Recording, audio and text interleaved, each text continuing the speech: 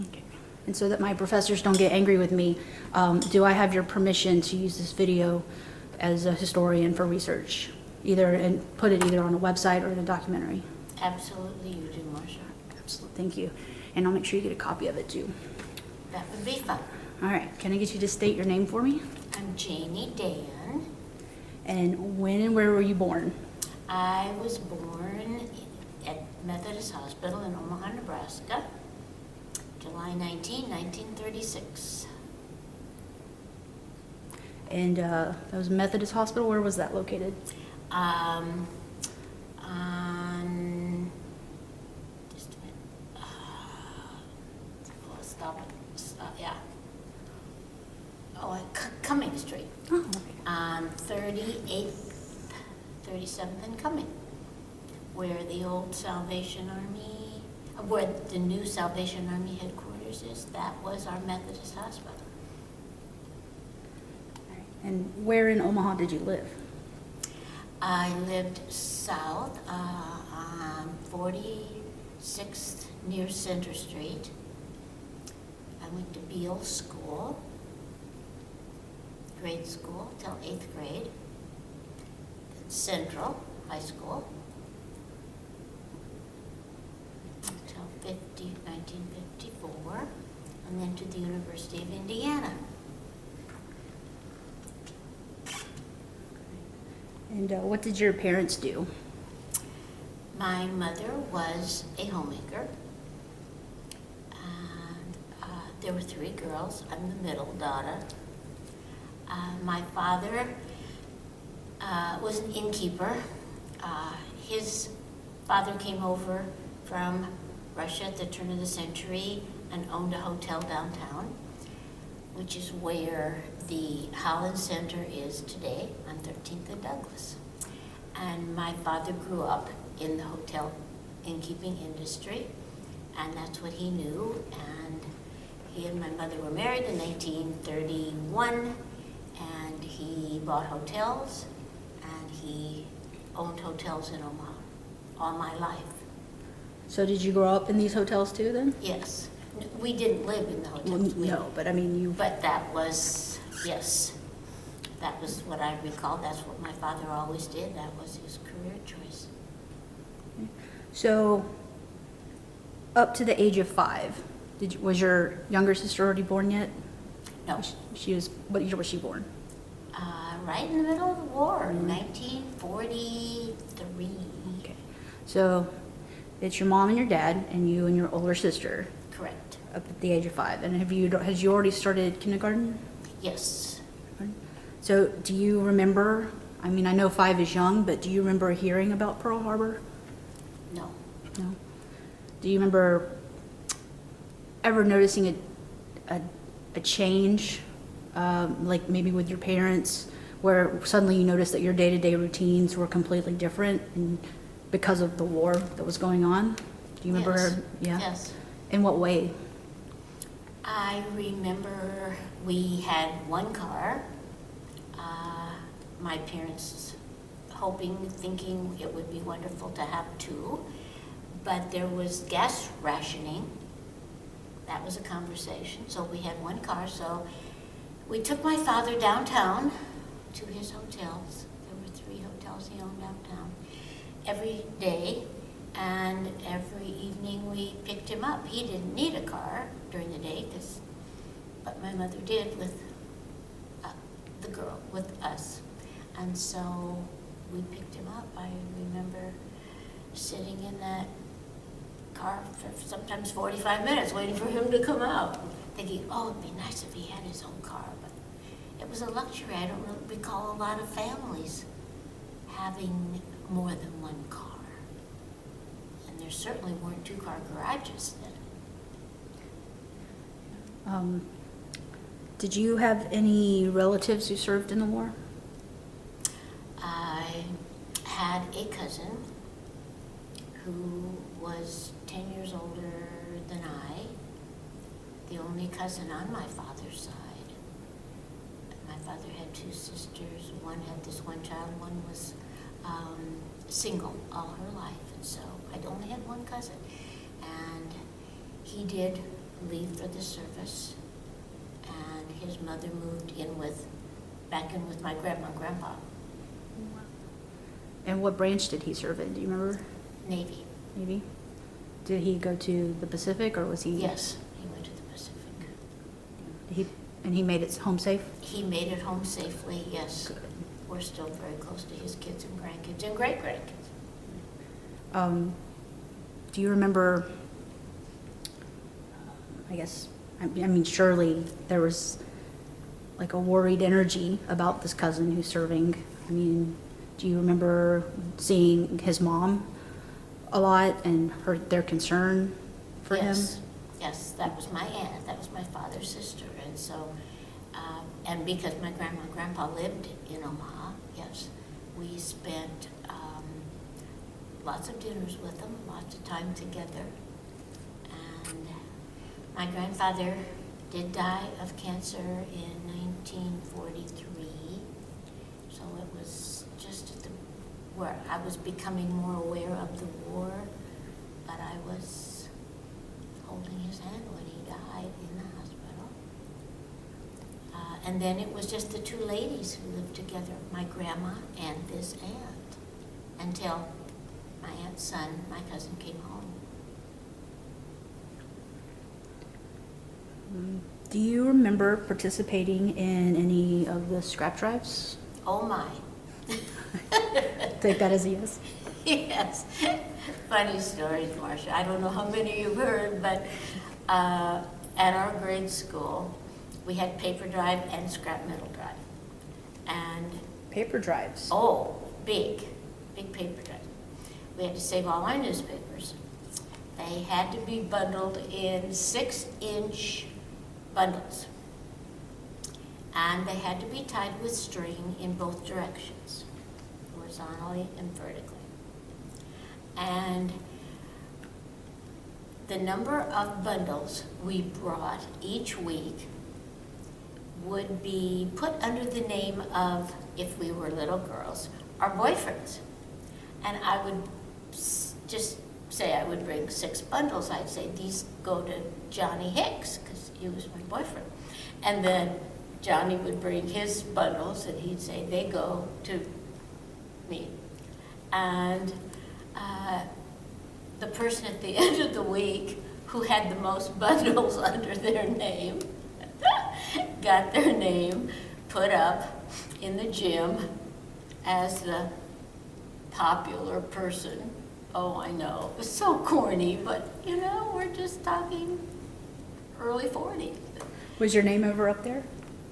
Yes. How many times? Oh, I didn't count, but I was always full of silliness and fun and giggly and flirty, and so yes, it was fun. And we had scrap metal drives. We ate canned goods then. We had, green beans, peas, spinach. I remember all these things coming out of cans, where today it's so wonderfully fresh. And so Mom and Daddy saved the cans, and we would put them in sacks, grocery sacks, and take them to, I really don't recall, Marcia, where we took them, but we did save canned goods. Oh, and then my older sister and I would go around the neighborhood and knock on doors and collect cigarette packages, because cigarettes came inside the package in foil. And we would collect that foil and make foil balls, and put them in these grocery sacks with the canned goods. It was a big thing we did, make foil balls out of the foil inside the cigarette. People smoked. So you're probably 7, 8 years old when you're doing this. Correct. What was your motivation? Did someone say, hey, did your mom say, hey, you need to go out and do this? Or was it just the atmosphere of patriotism and nationalism that you wanted to help the effort, or was this something you did as a class? No, it wasn't as a class. It was my sister and I, and the neighbors would say, oh, here you two again. We saved our cigarette cartons for you because they knew we'd be around. We also collected playing cards. That was a big thing, having playing card collections. And my sister and I were interested in collecting dolls and stuffed animals and cards. We'd go and the people wouldn't be using, people played cards at night. And they wouldn't use the jokers. So there would be beautiful cards, gorgeous cards, because people would buy, it was a big status thing to buy a beautiful set of what they called chem cards that were like laminated. And oh, if somebody gave us the jokers out of a deck of chem cards, K-E-M, I know. So we would collect, that was something we did. And we rode bikes and we roller skated and we had scooters and we were mobile. But the dichotomy of this whole thing, Marcia, I think is that as hideous as the war was overseas, we felt as children very safe. And I think our parents did too, safe. Which is, as I say, that dichotomy, because we would run around and play kick the can until it got very, very dark outside. Our cars were never locked. Our houses were seldom locked. We felt safe. Do you think that was specific to Omaha, or do you think it was like that everywhere? I don't know. I only lived in Omaha. I didn't read the paper. And in grade school, we didn't have social studies as such. I might have had a different take if I had been in high school and studied more universally. I don't know. We had air raids. Air raid sirens would go off. We had blackout curtains, blackout shades, pull-down shades in every room and on every window. We had a large home, a large 3-story home that my father had built. And we had blackout shades on every single window, and when the sirens would go off, we'd all run around and pull down the blackout shades, turn down lights. We had one room, attic room, that my father had built with no windows, and shelves where we had games and books, and just a light bulb hanging from the ceiling. And when the sirens would go off, and as long as they were on, we'd go to this windowless room and sit and play games and read until it was all clear.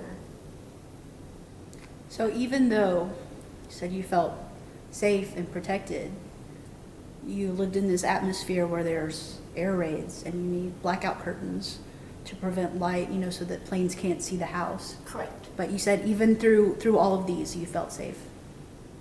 We did. We had freedom. We ran around at night. We walked to school. We walked home. We walked home. We walked lots of places. Rode our bikes for miles around. Yes, it was a beautiful, really, in the United States, in Omaha, Nebraska, a beautiful time to grow up in the 40s and 50s. It was enviable. Did you ever hear about the Dundee bombing during the war? No. No, never heard. Never. Did you ever hear anything about it afterwards? Only now as an adult, people ask me, like you just asked me. Because, I met a woman a couple of weeks ago who's lived here all her life, and I asked her about the Dundee bombing, and she had no idea what I was talking about. And I know they kept it secret because they didn't want the Japanese to know how far inland the bomb got. So I think it's funny to see how well they kept that secret. This community kept it quiet. So you don't remember anything? Do you remember how many years after the war it was before you maybe heard whispers of an incendiary bomb in Dundee? Oh, 70 years, 65 years. I just got in, history was not my career path, and it was not my major, and so I wasn't into the passion of this beautiful building and history until 65 when I retired, so, no. All right, well, speaking of this building, did you ever come here during the war? Oh my, yes. Oh my, yes. And my first recollection is holding my mom and dad's hands real tight, because I was always small, and it was mobbed. 10,000 people a day during the 40s, 750,000 tickets they sold a year during the war effort. And I remember, don't let go, because I'll be lost. Don't let go of me, don't let go of me. Everyone's so tall and it's so crowded. But we came down to the Hayden House because it was a 5-star restaurant.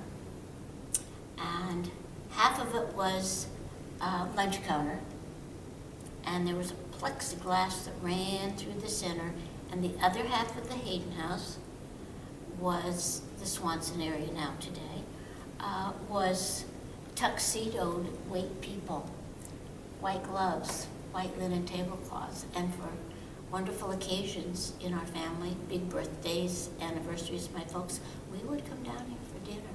We didn't just come down to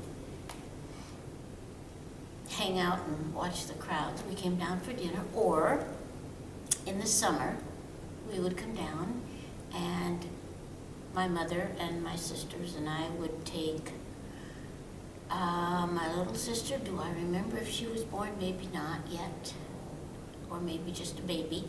We would take a train to Iowa and spend a month with Grandma and Grandpa in Iowa.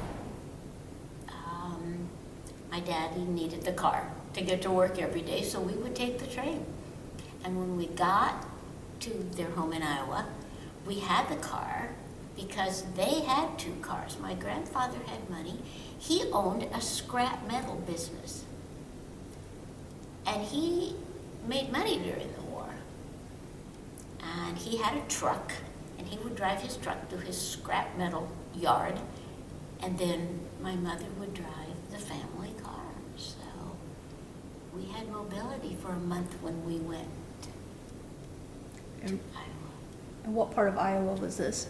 It was Clear Lake, Iowa, and Mason City.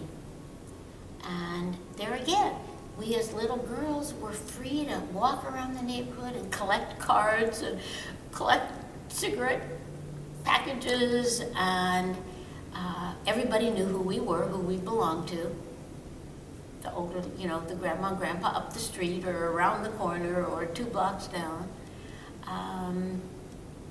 We'd go to Clear Lake and swim and float. And again, we just felt safe. We felt free. Even though we knew the way the war was hideous and raging overseas.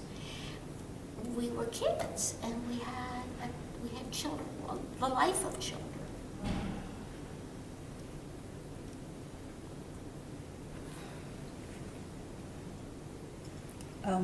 Sorry. Do you remember when D-Day happened? Were you conscious of knowing what that was? On newsreels. And where did you see these newsreels? We didn't, of course, have TV. We heard on the radio. We would listen to the fireside chats of President, Roosevelt. We would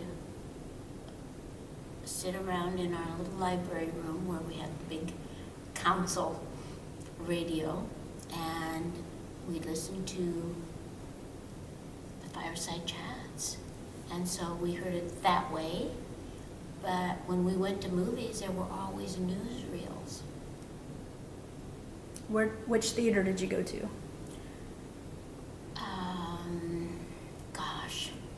The Orpheum I remember predominantly. The Paramount, which was originally called the Riviera.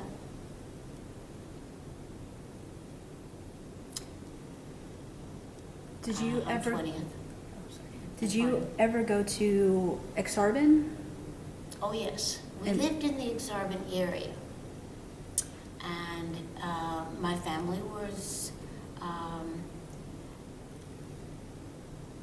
vigilant about finances, and so we didn't gamble. My father was never a gambler. And that's what our Exarban was at that time, correct? The horse racing. But they had an ice rink, and I took ice skating lessons and was in some ice shows. I was always athletic, so I was in some ice shows. Do I remember the years and the war and ice shows? Not really. But Exarban was a big part of our grade school social life.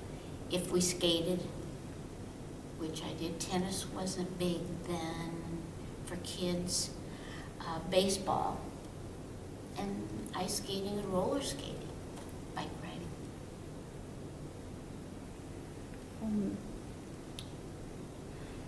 All right, what about the end of the war?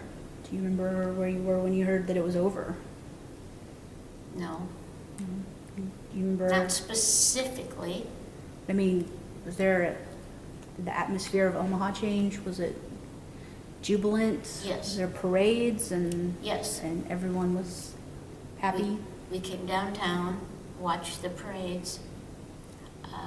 Again, because my father worked downtown, and because my grandmother,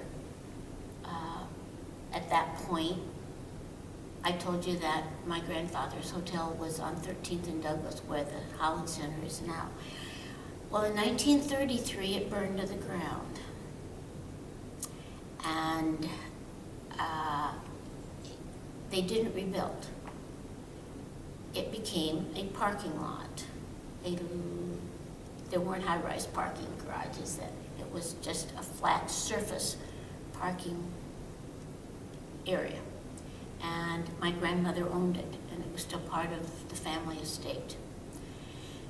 And so my grandmother, who never could drive a car, but my father would pick, we had 2 cars after the war. We finally got 2 cars. And my father would pick her up, bring her downtown, leave her in this little shack that was on the parking lot property. And she hired a man to park the cars. She was a great business head, and she would take the money. She was in charge of the finances.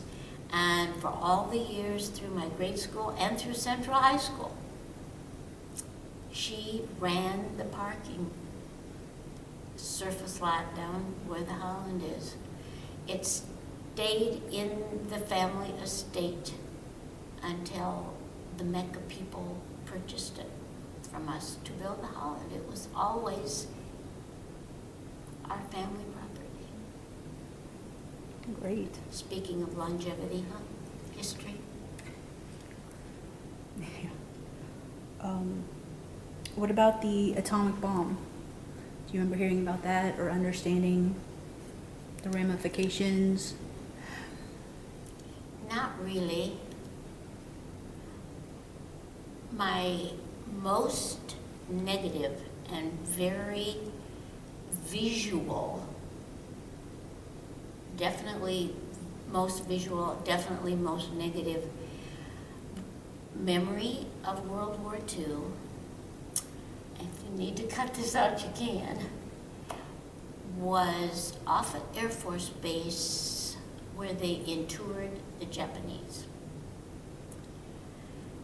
And we would drive down there, and I don't really know why, at whatever, 8 or 9 years old, we had a big Chrysler, and I remember just sticking my nose up in the window and seeing the barbed wire fences around off at Air Force Base, and the Japanese people clinging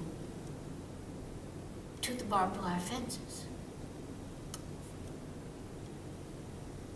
We didn't know. I'm sure my parents did not know. Or maybe, Omaha citizens didn't know. These were probably harmless Japanese Americans, but they were interned because they were Japanese by heritage.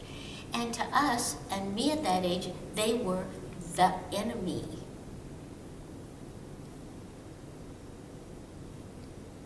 So there was a correlation between the bombing of the Japanese and these faces in Omaha behind this barbed wire fence. That's weird, isn't it?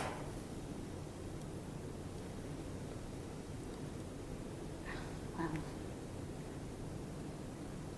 That's a real visual memory. And I Yeah. asked my sister last night, who's 3 years older than I, we were speaking and on the phone, and I said, "Do you remember that?" And she said, "Slightly, but not as vividly as you always have whenever we talk about the war." I'm sorry. Caught me speechless there.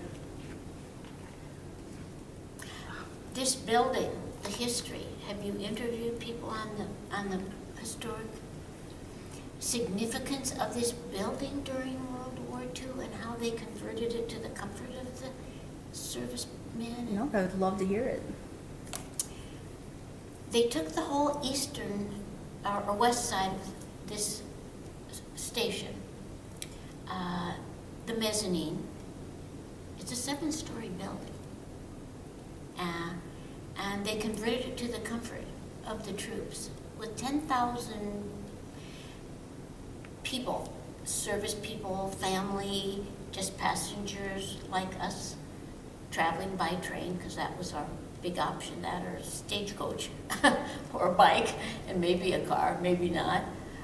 Certainly no superhighways. It was train travel that was our means of mobility. And these young people, these draftees, would be sent to Omaha because we were always, because of Union Pacific, a hub, a railroad hub.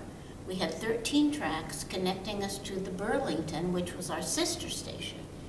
We had different lines, but many lines would come in to Omaha, which is the center of the country, and there was a bridge between the two stations, so if the weather was inclement, because the tracks were all outside, 13 tracks, they could change from line to line, rail line to rail line, depending on where they were going.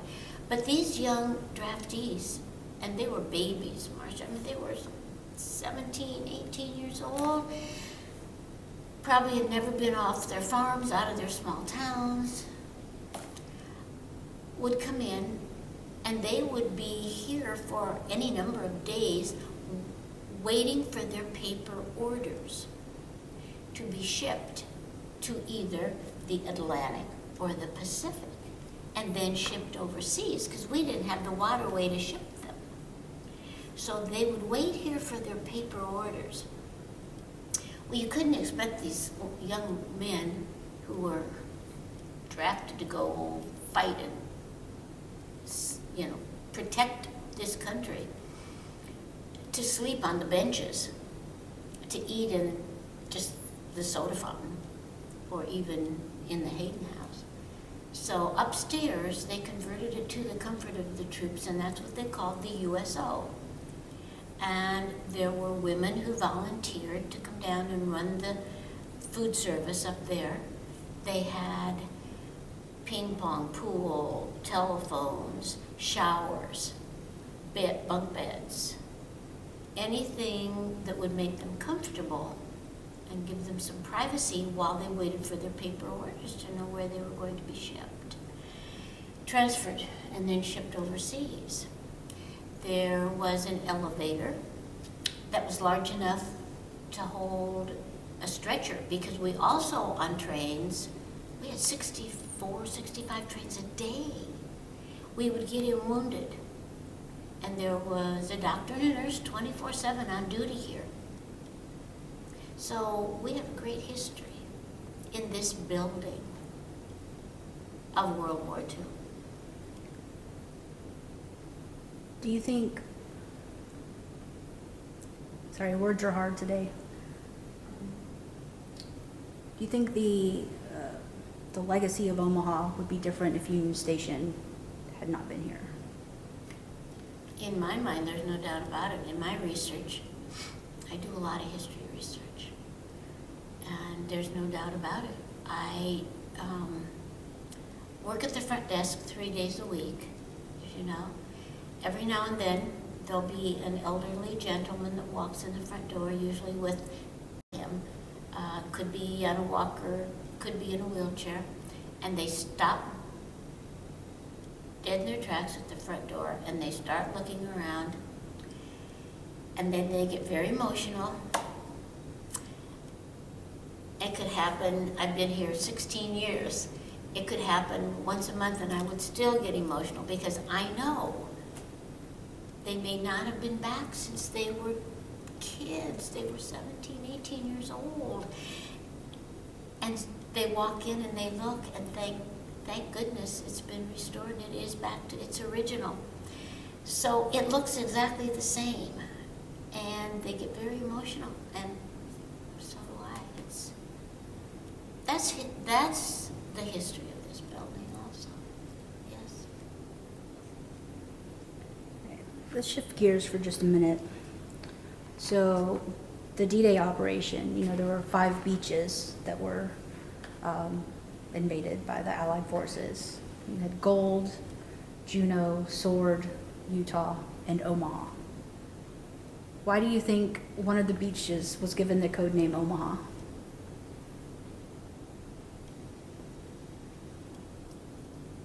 I have no answer for that. Do you know why? I have some theories. Okay. One that I'm investigating right now that I'll share with you one day. Theories, okay. So nothing Well, there was a documented? I'm working on the documentation now. I'm working with his son. He was actually from Bartlett, Iowa, but he worked with Omar Bradley at headquarters at Chaff. They're where they planned the D-Day invasion, and he was a carpenter. He built the headquarters where they planned the invasion. He and another carpenter from Utah, and had coffee and donuts with like Eisenhower and Patton and Bradley every morning, and Omar Bradley asked them where they were from, and they said Omaha because he didn't think he'd know where Bartlett, Iowa was, and from Utah. And next thing we know, those are the code names for the beaches.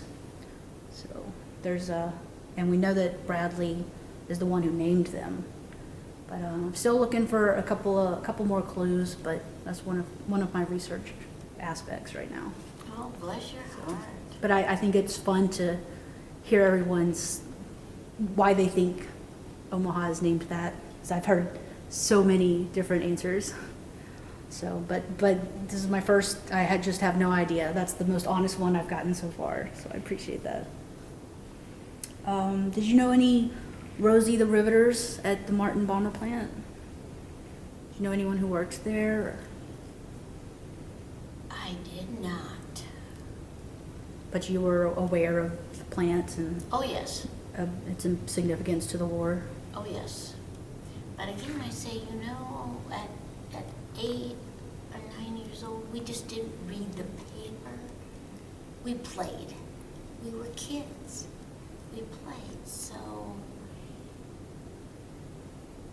that was not a part of the memory that I have of it, of the war. And with the exception of the part that this station museum played, I've not really done any research into more history of World War II. I've done research about the 1800s and the people who built our city. That's been my fascination for 8 or 9 years, so I can tell you a lot about the people who came and why they came to Omaha. That's what I give tours about when I give city tours. Who built our city? So I can't say I'm very knowledgeable about a lot of World War II. That's totally fine. I was just curious. What about a victory garden? Did you have a victory garden? Oh, yes. Yeah, what'd you plant? Oh, my daddy, yes. It was down on Center Street, across the street from Garot's Restaurant. and lots of the neighbors took sections, and they put stakes in the ground and just string around the stakes so you would know where your property was and which vegetables were yours. And we had tomatoes, which my mother always canned. We had a huge storage room in the basement of canned goods because she canned cucumbers into pickles, probably 20, 30 jars, tomatoes, beans, green beans,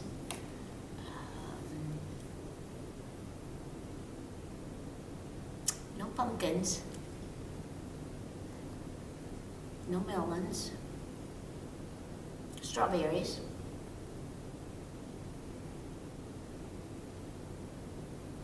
probably mostly vegetables that I recall. But yes, and of course, my daddy would, on the weekends, would take my sister and I down there, and we'd have to weed. We'd have to pull all the weeds, so, because he knew the difference between a sprout and a weed. Potatoes that came out, radishes. Oh, you're digging in my memory, aren't you, Marcia? That's what, red radishes, white radishes, long skinny carrots.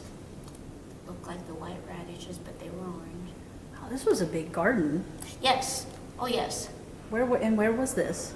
On Center Street, on about 49th and Center, 50th and Center, across from Garot's Steakhouse, which was there in the 40s, I bet. I bet it was.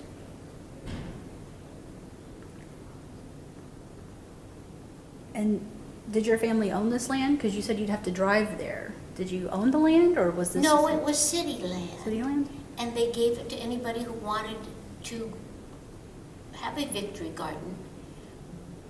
But they just asked you to, and I don't see, my daddy never said why that piece of property was ours, but we knew what stakes and what string around the stakes, and nobody infringed on anybody else's. It was large, come to think of it. What? I will shut up now and let you. Is there anything that I should have asked you? Is there any random stories that you can think of? Anything that I left out? I remember ration stamps, especially for sugar. My mother had a pocket, we called them pocket purses, pocketbooks, had envelopes full of ration stamps for gas, for gasoline, and for certain things at the grocery store, especially sugar. And so when you were out of coupons, you were just out of that Yes, for a while? yes, ration stamps. That was a big part of World War II. What about pantyhose, nylons? Yes, I was just gonna say, I remember that my mother washed hers very carefully out at night. She wore them, washed them very carefully out and hung them away from where we could get tangled in them.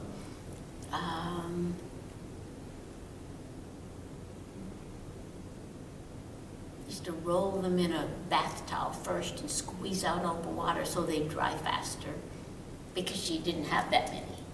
And she might need to wear them again, either later that evening or the next day.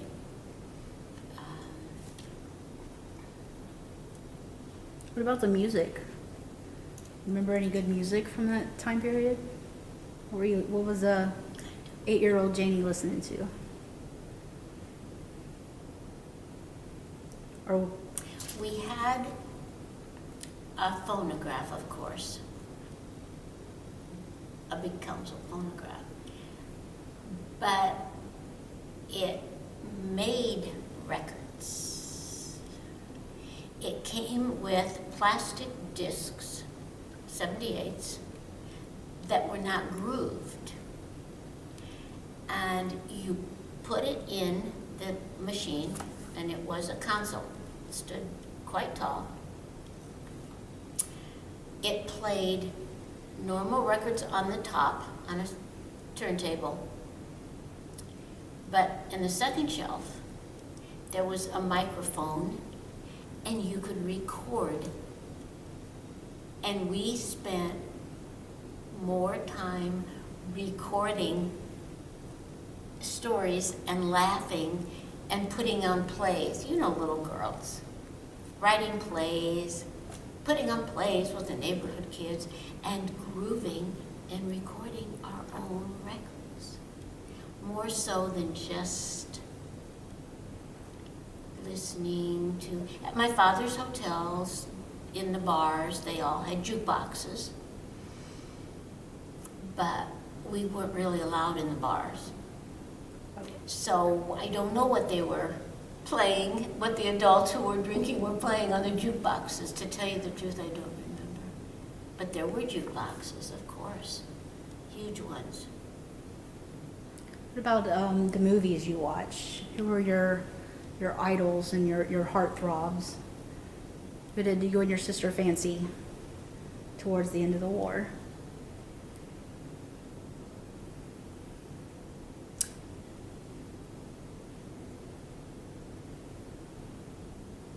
Probably a lot of cartoons that I don't remember. I didn't see Gone with the Wind till I was a freshman in high school. That's when that came out, I think. Don't recall the date, but that's when I saw Gone with the Wind. Yes, Vivian Leigh. That, my mother probably just took us to cartoon movies. On Saturdays, Saturday kid cartoon movies. And I don't know that we actually, I don't recall stars. We had dolls. We played with dolls. We made doll clothes. My mother always had a machine, taught us all how to sew. I still sew. We made doll clothes. We had paper dolls. Maybe some of the paper dolls were images of movie stars. I'm guessing we would buy a book of paper dolls down at the drugstore. Come home and Which drugstore? I'm sorry. Down on the corner of 48th and Center. I don't know. If she took us down to Brandeis, which was a big thing, we had lunch at Brandeis in Pompane Room or at the lunch counter. Yes, and sandwiches and sodas. Ice cream sodas. Ice cream sodas. We called it pop, but I don't think it came in cans. But I believe they were all bottles. Milk was in bottles.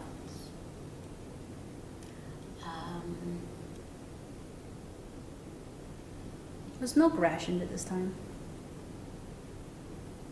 I don't remember that. We had plenty of milk. I don't remember that. We had a milkman. My mom would leave an order in the milk box on the backyard. And she knew what day we were on his route. And so it wouldn't sit there for 3 days, whether it was summer or winter. And she'd bring it in the house. It was a milkman. There was a bread man who brought sweet rolls and bread. He came to our house. I think maybe because so many families just had one car, there wasn't the access to get to the grocery stores, although there were like the Buffetts that delivered groceries, but it was more expensive to have it delivered. that you could call up and order what you wanted. They would deliver. And I'm sure that's because you either didn't have a car and couldn't afford the gasoline, or if you were fortunate, you had a car, one. That makes sense? Absolutely. And I believe rubber was also rationed too, right? Oh, yes. So even if you could afford the gas, could afford the car, tires were hard to come by. Correct. And there were a lot of blowouts because the streets were cobbled and they were hard on tires, and tires were probably not as well made. They were inner tubes, and sometimes the inner tubes inside the tires would burst. Oh my. How old am I?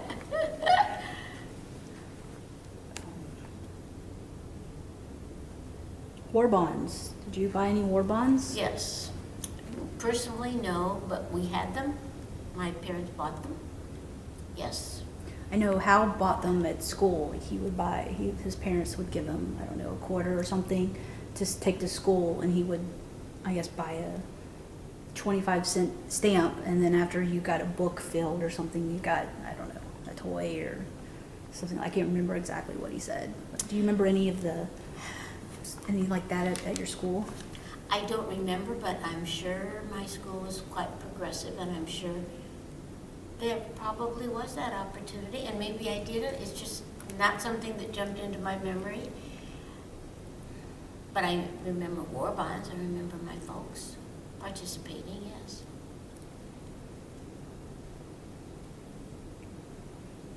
Well, I think that's about all I have, unless you can think of anything else. You got a lot of notes too.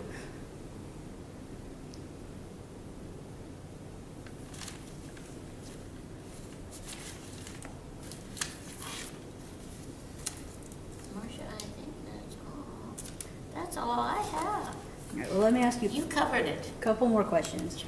What was your happiest memory of the war? You had to choose, like you've got to. Your happiest memory. Listening to the radio when it was over and not totally understanding the whole concept of war or why we were in it. As a child, I was such a happy-go-lucky kid. The war was not predominant. I didn't go to bed thinking of the war and wake up thinking of the war, which may have been true had I been older. In high school, or college, yes, but not as a grade school student. But probably the jubilation when it was over, that I recall. My mother and father both crying in joy, joyful tears. And I don't recall this, but probably thinking, was it that big of a deal? But yes, the jubilation. And then my daddy taking us downtown to the parades and the confetti, and taking us downtown again when so many of the soldiers, service people came home. There were lots of parades when they came home. I'm sure got off the trains here in this beautiful building. Were they treated well when they got here? I would hope so. I was just too young. I don't know. Well, My folks were respectful, of course. I think it also speaks a lot of your parents sound like they were incredible.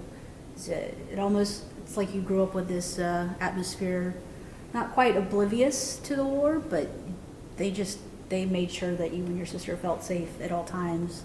And considering the uncertainty of that time, I think that's pretty incredible. And had a childhood. You had sounds like a great childhood. They were both very much into letting us have a childhood. And my husband and I did the same thing, even though certainly it was the 60s and 70s. We had 4 children, in 8 years. And so they were playmates because they were close in age. And they talk about it even today in their 50s. They say, Mom, we had a childhood.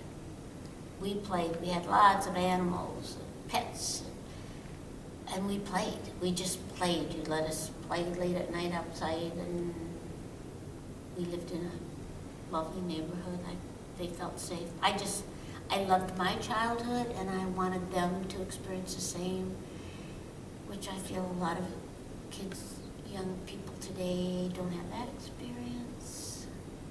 So you're right. And that played into the fact that the war certainly did not dominate my thoughts at age 10.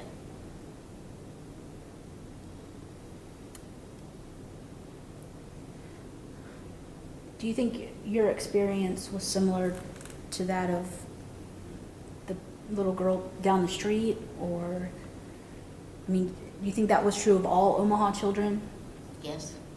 Or it was just the community? Yes.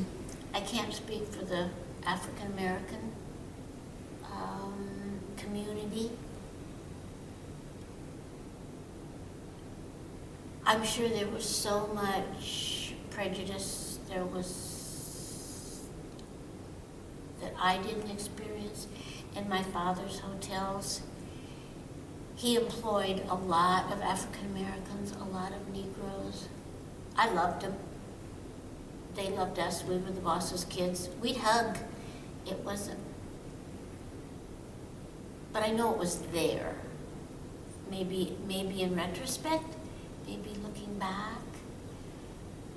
But my father loved his employees, whatever color they were. He was a wonderful boss. And again, very idealistic. I hope they recall, African Americans at 80, I hope they recall some good times growing up and not a lot of being suppressed. Although I was looking at colleges in the early 50s. And I remember going down south looking at a university, taking a train down, getting off the train, being met by some upperclassmen who were going to show me around the campus, and walking into a door, and one of them grabbing my arm and saying, Janey, you can't go through that door. It says blacks only. I thought it was the name of somebody like black family, the Dan family, the Jones family. I said, what kind of black? So in Omaha, I did not grow up with that segregation of drinking fountains, waiting rooms at train stations. And I came back to Omaha, Nebraska, and I was so grateful. And I said to my mom and dad, I couldn't never go to college in the South. Couldn't do it. Too segregated. Well, in that same vein, were there a lot of the Latino community was probably getting big around that time, right? The stockyards. Do you remember ever having any interaction? Because I mean, you lived in South Omaha, right? Well, it wasn't South Omaha. Center Street wasn't really South Omaha. Not so. Center Street was not South Sorry, Omaha. I'm clearly not from here, so I don't. Okay. Center I'm from the Street was- South. Oh, okay. Pacific. Okay, Dodge, Farnham, Pacific, Center, Leavenworth. We were equidistant, our house was equidistant between Center and Leavenworth. So I guess, or if you think of that as South maybe, but there was a South Omaha, definitely. I don't recall so many Hispanic people. The black people lived more north. Lots of diversity, ethnic diversity in South Omaha. Lots of Italians. tons of Italians. And all the best Italian restaurants were in South Omaha. If my folks were in the mood for a really good Italian restaurant, we'd go to South Omaha. Greek restaurants in South Omaha. Ethnic diversity, but I don't recall.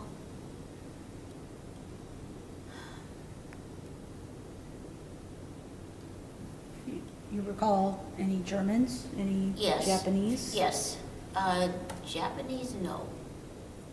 Asians, not really. No. After the war, no. And what about the Germans? I mean, were they treated any differently, or did you interact with them at all, or did you see other, I guess, citizens interact with them differently? Not to my recollection. What about the Native American community? Was that prevalent here at this time? Somewhat. But they lived on reservations. In the 1880s, 1860s, when we were building the Transcontinental Railroad, they were pretty much pushed out by building the railroad, pushed up into the Dakotas or down into Mexico. It wasn't a huge Native American Indian population that I recall. Sure, there were some, and there were reservations that were not hundreds of miles away, but nothing I recall close, like even North Omaha. All right, last question. This was the most important one. Let's talk about World War II movies. Have you ever seen a movie where you watched it and you thought, that is what my life was like? That was my childhood.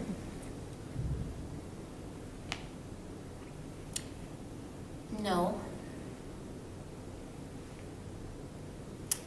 I'm an avid reader, but every book I've read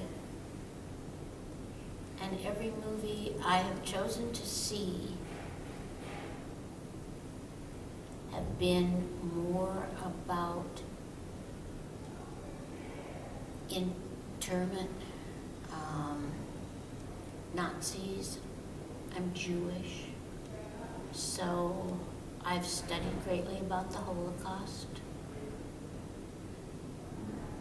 On my bucket list was going to the concentration camps and going through Poland, through Warsaw and Krakow, the museums there in Slovakia, and the Czech Republic.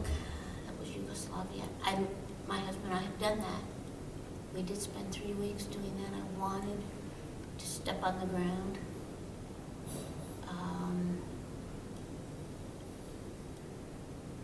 So nothing that pertained to my safe, ideal childhood in Omaha, Nebraska. You said your father's side was Russian. Yes. Did you still have family over in Russia, I'm assuming? No. No? They came at the turn of the century. My grandfather came at the turn of the century with my father, who was 4. Was born. And his older sister, and then they had the third one, his other sister, after they were here, and he sent for the older one and my grandmother after he came to Omaha and got settled. And he came to Omaha because they knew some people from their shtetl in Russia. He had had some experience with innkeeping there and was allowed to bring money when he came at turn of the century. And he purchased this hotel down on 13th and Dunn. So I can't say they were affluent, but maybe at the time they were considered a little cut above middle class. I know I promised you that was the last question, but you've opened up another door. I'm sorry. Do you remember knowing about the Holocaust during the war? I know that there was information that was spotty. Like, do you remember how long after the war it was you heard about it? Yes, in Sunday school. And after the war, 1946, 47, 48, 49, I was still in grade school. I didn't go to high school till 1950. So the late 40s, we certainly heard an awful lot about it in Sunday school.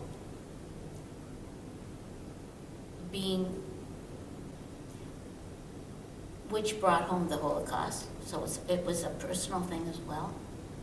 Was that during the war or was that after the war? Both.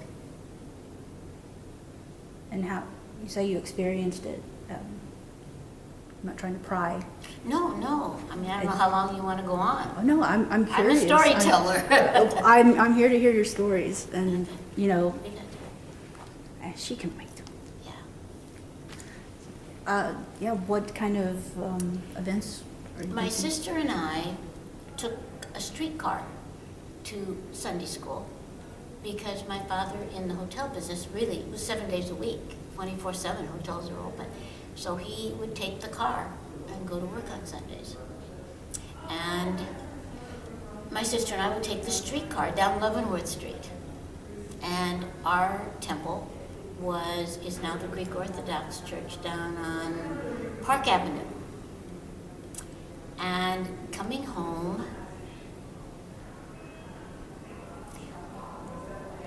Larissa's why we can't have nice things. you can tell him to be quiet. It's Larissa. And now the saloon's going off. Just a second, it'll shut up. And she knows we're here. I asked her to reserve this for us.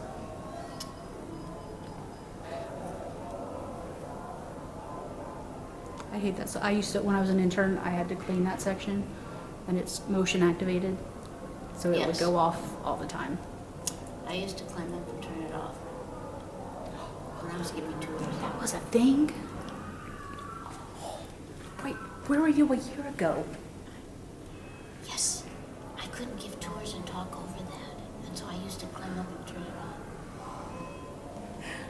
Oh, I didn't know that was a thing. That's great. And this stupid cow. I don't know how to turn those off. I didn't even take tours over there. Anyway, is this really interfering? It's gonna pick up that audio. I'm so sorry. That's okay. That's all right. And I know as soon as it stops, she's gonna walk back through here. And then I'll probably have to hurt her. You won't miss her, right?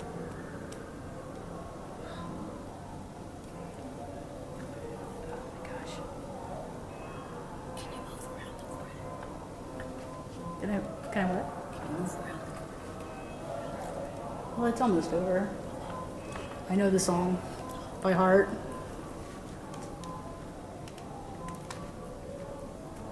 Well, I thought it was almost over.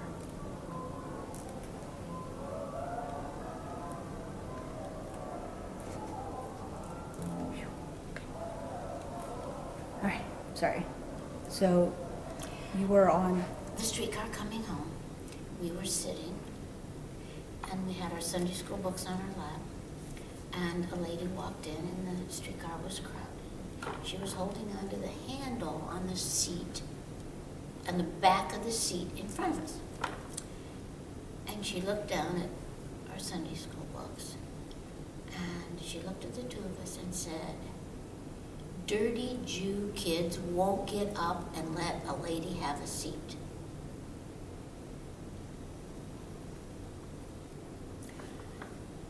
My sister was probably 10 or 11. I was probably 8. I burst into tears. I had never been called a name. My sister grabbed onto my hand and just held it, and we didn't get up. And I remember walking into my house. We had about 6 blocks to walk after we got off the streetcar. Walking into the house and bursting into tears and telling my mom who was there, and she just held me in her arms and said, "Baby doll, it probably isn't going to be the last time. It's your first time, but it probably isn't going to be your last time. And there are people out there that are naughty and nasty, and you're fine, and you're good, and you're beautiful, and blah, blah." But I had a very personal, wonderful experience. We lived 2 blocks from our grade school, public grade school, and 2 blocks from a Catholic school, Holy Cross, which was up on the corner. And so the neighborhood was very mixed. And my best friend went to Holy Cross. So we would come home. We had to wear dresses to school. We'd come home and change into some old pants and then go out and play. And one day I went over and knocked on her door and said to her mom, a wonderful Catholic family with like 8 kids. Oh, they were just darling. "Can Laura come out and play?" And her mom said, "Honey, I'm sorry she's being punished." And we were in like 4th grade. I said, "Oh, okay," and went home. Found something to do, another neighbor, and there were Jewish neighbors also in the neighborhood, and then wonderful basic Christian kids. And this went on for 3 or 4 days, and every time we went over there, she'd say, "Honey, Laura's still being punished." So finally I went home and I said to my mom, crying, "I did something wrong. Something's wrong. Laura's mom will never let her play with me again. She doesn't invite me in, and she won't let Laura come out and play. And I don't know what I did." And so my mom said, "I'll call her mom and we'll talk." And she had no idea who she was because we were so opposite in our religious, upbringings that they just didn't know each other. They weren't in parent-teacher or anything. Okay, PTA. So she said, "I'll look up the number in the phone book and I'll call her mom and we'll talk about it. We need to find out. You're very hurt." What happened was somebody on the playground at Holy Cross said to my friend Laura, "You're a dirty Jew lover." And Laura shoved this kid up against the brick wall at school, and this kid broke her wrist. So the principal calls the parents and blah, blah, blah. So Laura's mother told my mother, "I certainly am not punishing Laura for standing up for her best friend. I'm punishing her for settling a disagreement with violence." And that's the lesson.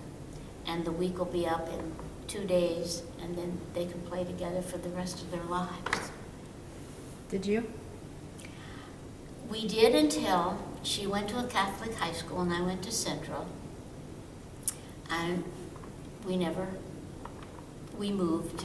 I went to college in Indiana, as I said, okay. 20 years ago, I see in the obituary, and I don't know what happened to Laura or any of her family, and I see in the paper that her father passed away in the obituaries. And I thought, oh, he had 8 kids, but he'd let me sit on his lap too. There's just something so deep in my heart for this family. So I picked up the phone and I called, and a woman answered, and I said, "Is this Mrs.?" And she said yes, and I said, "I'm so sorry to read the paper about your husband." I said, "My name is," and I gave her my maiden name, and she went, "Oh, honey, honey, honey, honey, Laura just ran to the store to get some milk. Oh, Janey, give me your phone number. Laura, they live in Wisconsin, but oh, would she love to hear from you?" And that connected us again as adults and parents and mothers, and we've been friends ever since. She's still in Wisconsin. She lost a child. I flew up there. We're still connected. There's just a beautiful relationship that started in 4th grade and went through this this lesson. That's it. Well, that's incredible. That's incredible, and I cannot thank you enough for giving me your time today. Sorry, I hope I haven't kept you. You're right. Thank you for asking.